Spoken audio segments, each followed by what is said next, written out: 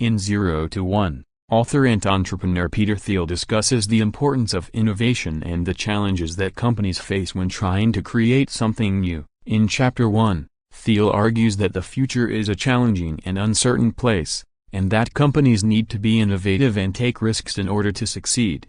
Thiel begins by discussing the idea that progress is not inevitable. In the past, there were times when progress stalled or even went backwards, and Thiel argues that we may be in such a period now. He suggests that there are several reasons for this, including the fact that many people today are more interested in maintaining the status quo than in making bold new innovations.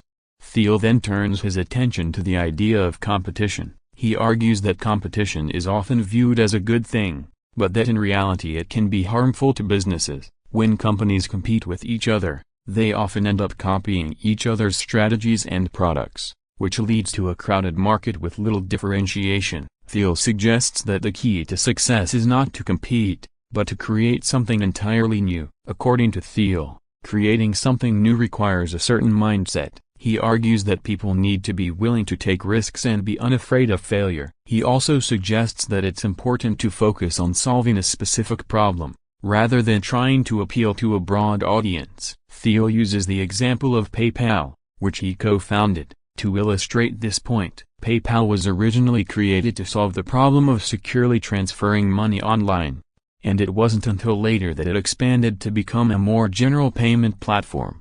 Thiel concludes the chapter by discussing the importance of technology in driving progress. He suggests that technology has the power to change the world in profound ways, but that it's up to us to decide how we use it. He argues that we need to be proactive in shaping the future, rather than simply reacting to it. Overall, Chapter 1 of 0 to 1 sets the stage for the rest of the book by laying out the challenges that companies face when trying to innovate. Thiel's arguments are compelling, and his insights are drawn from his own experiences as an entrepreneur. The chapter is well written and engaging, and it leaves the reader eager to learn more about Thiel's ideas for creating something new and valuable in a world that is often resistant to change.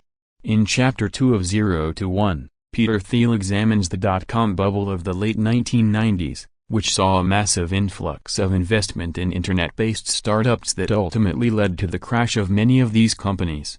Thiel begins the chapter by examining the cultural and economic factors that led to the rise of the dot-com bubble. He notes that the rise of the internet created a sense of excitement and possibility that fueled the growth of the industry. Investors were eager to capitalize on the perceived potential of internet-based businesses, leading to a flood of investment capital that created a sense of euphoria among entrepreneurs and investors alike. Thiel then examines the flaws in the business models of many of these dot-com companies. He argues that many of them were based on flawed assumptions about how the internet would function as a marketplace. For example, many companies believed that they could rely on advertising revenue as their primary source of income, but this proved to be unsustainable in the long run. Other companies attempted to build businesses around selling products or services at a loss in order to gain market share, but this strategy was also ultimately unsustainable. According to Thiel, the dot-com bubble was ultimately driven by a flawed understanding of what constituted a successful business. Many investors and entrepreneurs were focused on growth at all costs, without taking into account the underlying economics of their businesses. Thiel argues that the focus on growth over profitability led to a situation where many companies were ultimately unsustainable, leading to the crash of the industry in the early 2000s. Thiel then draws several lessons from the dot-com bubble for entrepreneurs and investors. He argues that businesses should focus on creating sustainable business models that are profitable in the long run, rather than simply focusing on growth. He also suggests that businesses should focus on building something that is unique and difficult to replicate, rather than simply copying existing business models. Finally, Thiel suggests that investors should be wary of investing in businesses that are based on flawed assumptions about the market or that are simply chasing the latest trend.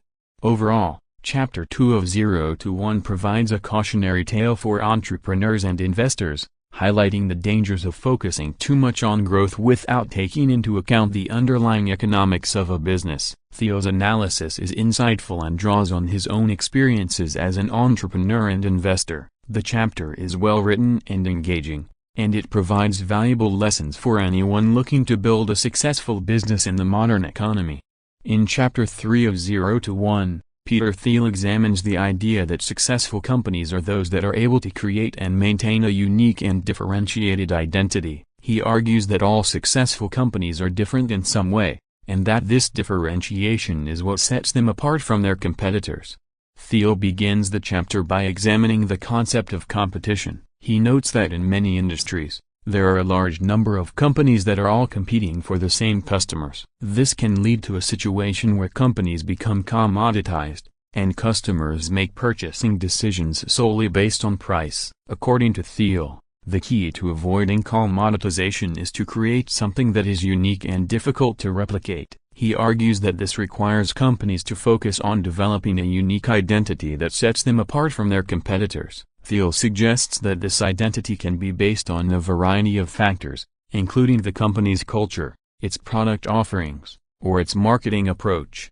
Thiel then examines several examples of companies that have been successful in creating a unique identity. He notes that companies like Apple and Google have been successful in part because they have been able to create a brand identity that resonates with customers. Other companies, like Tesla and Airbnb, have been successful by offering unique and innovative products that are difficult for competitors to replicate. Thiel argues that creating a unique identity is not just important for established companies, but also for startups. He suggests that startups should focus on developing a unique product or service that is differentiated from what is already available in the market. He notes that this can be difficult, as startups often face significant challenges in terms of funding and customer acquisition. Overall, Chapter 3 of 0 to 1 provides valuable insights into the importance of differentiation for successful companies. Thiel's arguments are persuasive and draw on a variety of examples from both established companies and startups. The chapter is well written and engaging, and it provides valuable lessons for anyone looking to build a successful business in today's competitive environment. In Chapter 4 of 0 to 1, Peter Thiel explores the idea that competition is not necessarily a good thing for businesses. He argues that competition can actually be harmful in many cases, and that businesses should instead focus on creating a unique and differentiated product or service that sets them apart from their competitors. Thiel begins the chapter by examining the prevailing ideology of competition in modern society. He notes that many people believe that competition is the key to success, and that businesses should strive to be the best in their industry by competing against their rivals. However, Thiel argues that this mindset can actually be harmful, as it often leads to a situation where businesses are focused solely on beating their competitors, rather than creating something new and unique. Thiel suggests that this focus on competition can actually be detrimental to innovation, as it encourages businesses to imitate what has already been successful, rather than creating something new. He notes that many businesses are simply copying what their competitors are doing, rather than taking risks and innovating in their own right.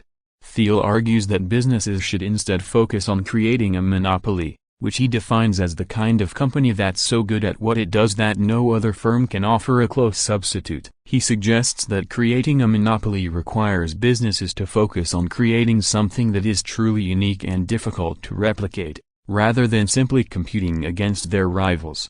Thiel then examines several examples of successful monopolies, including Google, Facebook, and eBay. He notes that these companies were able to create a unique and differentiated product or service that set them apart from their competitors. He also suggests that businesses can create a monopoly by creating a network effect, which occurs when the value of a product or service increases as more people use it.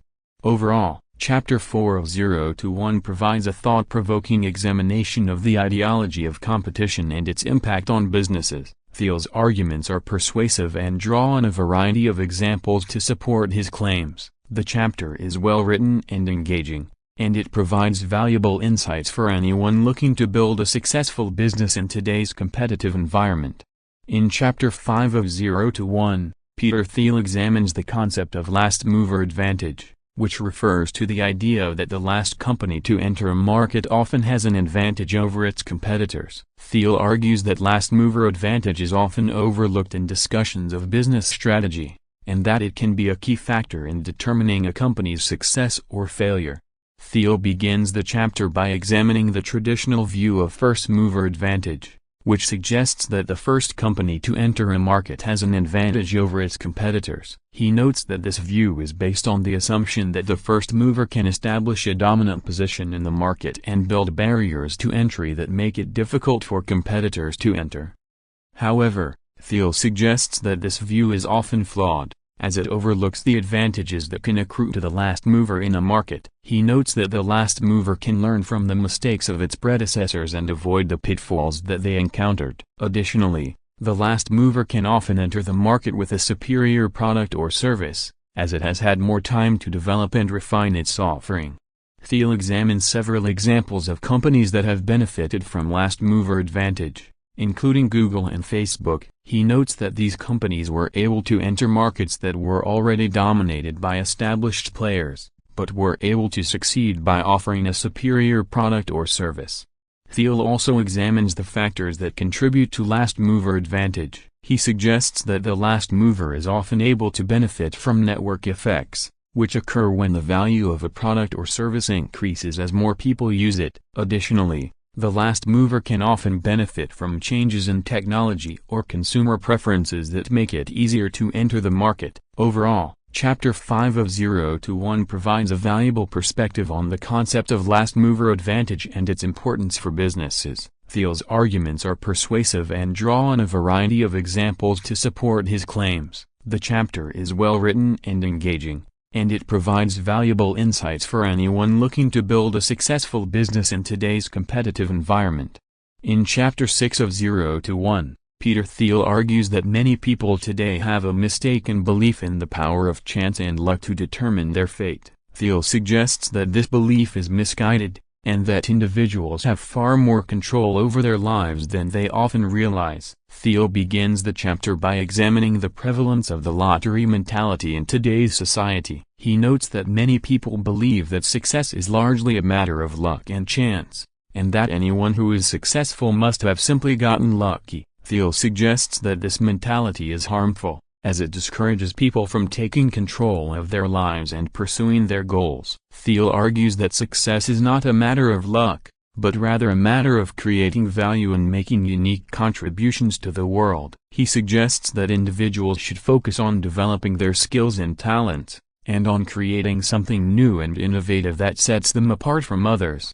Thiel also examines the concept of competition, and suggests that it can be harmful to individuals who are trying to create something new and unique. He notes that competition often encourages people to imitate what has already been successful, rather than taking risks and innovating in their own right. Thiel suggests that individuals should focus on creating a monopoly, which he defines as the kind of company that's so good at what it does that no other firm can offer a close substitute. He argues that creating a monopoly requires individuals to focus on creating something that is truly unique and difficult to replicate, rather than simply competing against others. Overall, Chapter 6 of 0 to 1 provides a compelling argument for the importance of taking control of one's life and pursuing unique and innovative ideas. Thiel's arguments are persuasive and draw on a variety of examples to support his claims. The chapter is well written and engaging, and it provides valuable insights for anyone looking to achieve success and create something truly valuable in today's society.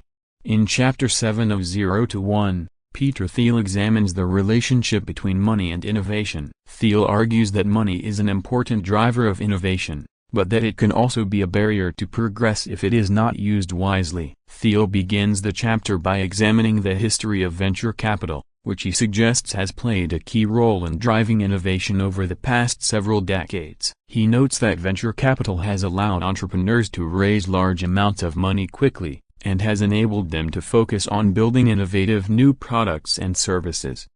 However, Thiel also suggests that the focus on raising money can sometimes be a distraction from the true goal of innovation, which is to create something new and valuable. He notes that many entrepreneurs today are more focused on raising money than on creating something truly innovative, and suggests that this can be a problem. Thiel suggests that the key to using money effectively is to focus on creating value. He argues that the most successful companies are those that are able to create something that is truly unique and valuable, and that this is often more important than simply raising large amounts of money.